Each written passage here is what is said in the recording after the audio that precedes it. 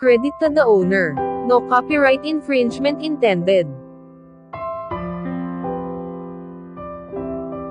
Credit to the owner. No copyright infringement intended. Totoo ba na si Kristo ay Diyos na nagkatawang tao? 2:5 ng Timoteo. Sapagkat may isang Diyos. Ang sabi na, yun ang Ama ni Kristo.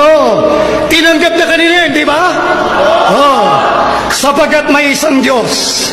At may isang tagapamagitan sa Diyos at sa mga tao. Ang taong si Kristo Jesus. Oh. Bagamat si Kristo ay Diyos, nang siya ay bumaba dito sa lupa, siya ay binigyan ng Ama ng isang katawan, katawang tao. Bilang katunayan, basahin po natin ang Hebreo Kapitulo 10 versikulo 5.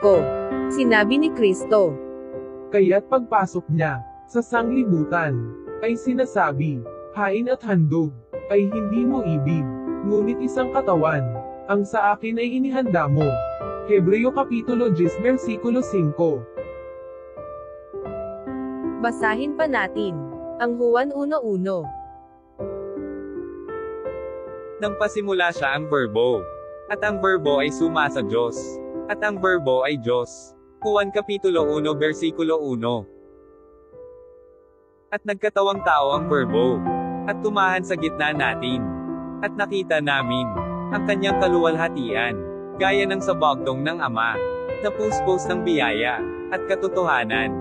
Juan Kapitulo 1 versikulo 14. Comments and reactions. Malinaw na nabasa natin ang mga talata, at hindi na kailangan pang hanapan ng ibang kahulugan.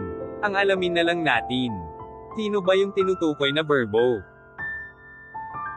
At siya'y nararamtan ng damit na winisikan ng dugo, at ang kanyang pangalan ay tinatawag na ang verbo ng Diyos.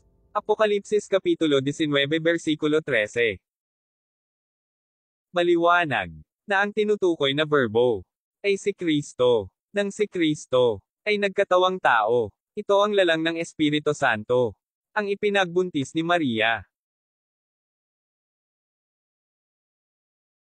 Kaya nang si Kristo ay ipinanganak ni Maria, yan yung katawang tao ni Kristo. Yan ang dahilan kung bakit sinabi ni Kristo na tao siya. 2:5 ng Timoteo. Sapagkat may isang Diyos. Ang sabi na, yun ang Ama ni Kristo. Tinanggap na kanila yun, di ba? Oh. Sapagkat may isang Diyos. At may isang tagapamagitan sa Diyos at sa mga tao. Ang taong si Kristo Jesus. Hindi namin tinututulan ang binasa mong talata ng Biblia, kundi ang pag-angkin mo na ikaw at ang iglesia-iglesyahan na ipinangangaral mo ang nasa katotohanan. Paano kayo ang nasa katotohanan? Tinuturo mo, tao si Kristo at hindi Diyos. Kung ako lamang po ang nagsabi, ay wag po kayo maniwala. Subalit, sino po ba mismo? Kanino nang galing ang aral na si Kristo'y tao at hindi Diyos na tunay? Pakinggan po ninyo mismo ang pahayag ni Kristo sa Juan 8:40. Datapwat pinagsisikapan niyo akong patayin na tao sa inyo'y nagsasaysay ng katotohanan na aking narinig sa Diyos.